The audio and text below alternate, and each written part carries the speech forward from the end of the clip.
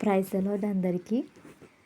ఈరోజు దేవుడు మనతో ఎలా మాట్లాడతాడు అనేది నేను చెప్తానండి.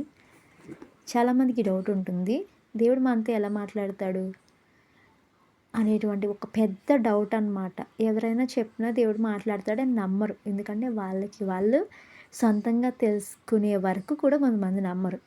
అయితే ఇప్పుడు నేను చెప్పేది ఏంటంటే, దేవుడు మాట్లాడేటువంటి ఆ అనుభూతిని మీరు పొందగలరు. మీరేం చేస్తారో తెలుసా?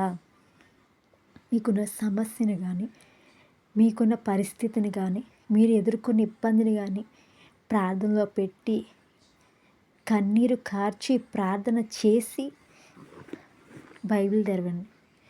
బైబిల్ తెరిచిన తర్వాత ఎలా తెరవాలి బైబిల్? ఇది కూడా నేను చెప్తాను.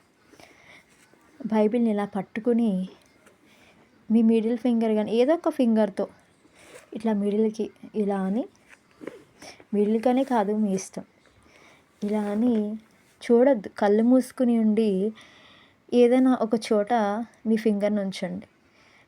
కళ్ళు మూసిన పొజిషన్లోనే మీ ఫింగర్ని ఉంచాలి. తర్వాత కళ్ళు తెరిచి ఆ వాక్యాన్ని మీరు చదవాలి. చూడండి, నేను ఎలా చేస్తే ఏమొచ్చిందో. కీడు చేయ పన్నాగములు పన్ను వారికి తంటాల మారి అని పేరు పెట్టబడను. ఇలాగ వచ్చింది కదా. సో ఒకవేళ మీద అనారోగ్య పరిస్థితుల్లో ఉంటే మీకు ఏమొస్తుందో తెలుసా?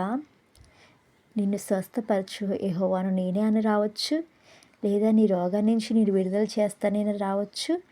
ఎలా అయినా సరే మీకు అక్కడ ఉన్నటువంటి పరిస్థితిని బట్టి దేవుడు మీతో మాట్లాడేస్తాడు వాక్యం ద్వారా. అది గ్యారంటీ. అయితే చూడండి, ఒకవేళ శ్రమలో ఉన్నారనుకోండి, ఇలాంటి వాక్యం వస్తుంది. శ్రమ దినమున నీవు కృంగినడలా నీవు చేతగాని వాడకూడదు అనేటువంటి వాక్యం. ఇలాగా దేవుడు మనతో మాట్లాడతాడనమాట. ఇది ప్రాక్టికల్గా నేను చేసి ఎన్నోసార్లు దేవుని యొక్క స్వరాన్ని విన్నాను. దీని ద్వారా బలం పొందుకున్నాను కాబట్టి మీకు కూడా నేను చెప్తున్నాను.